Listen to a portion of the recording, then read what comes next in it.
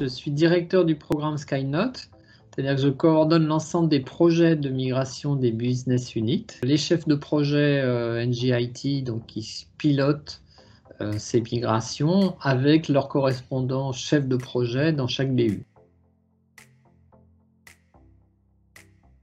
Eh ben, c'est à peu près 10 000 postes par an qui sont migrés. Et là, on finit la France. Après, on s'attaquera plutôt aux pays d'Amérique, Amérique du Nord, le reste de l'Europe.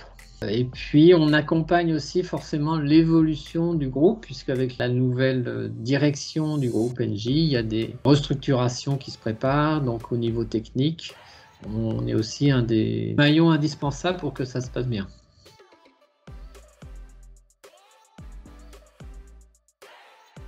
Donc l'enjeu du projet, c'est d'avoir une capacité de migration sur les sites partout en France qui soit très importante. On travaille avec un partenaire historique et on avait besoin d'un second partenaire pour justement doubler notre capacité, pour traiter les périmètres principalement de l'entité service chez Engie. Et donc, ça représentait à peu près, pour le périmètre complémentaire, 6 000 postes. Du coup, l'idée a été de compléter le dispositif avec un autre prestataire qui pourrait, dans une découpe géographique du coup, on a découpé la France en 5 zones et on les a réparties de façon à peu près équilibrée en fonction des volumes de migration à faire. Helpline a travaillé sur la zone sud et la zone nord-est.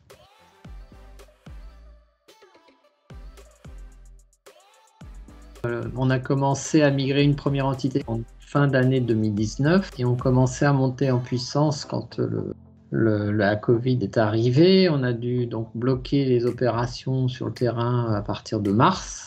Et de mars jusqu'à septembre, eh bien, on n'a pas migré. On a profité pour dire, quand on va repartir, il faudra mettre les bouchées doubles.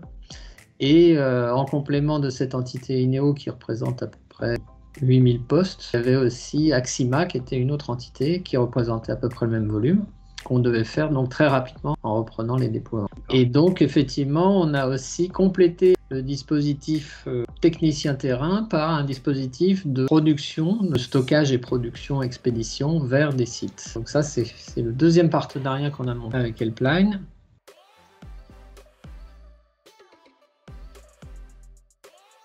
Je pense que chez Helpline, il y a une proactivité terrain qui est plus forte. Il y a une capacité d'autonomie, de s'adapter localement à un contexte qui peut changer et puis de trouver une solution locale plutôt que d'attendre de faire remonter l'info et de dire je vais voir au niveau du central ce qu'ils me disent de faire.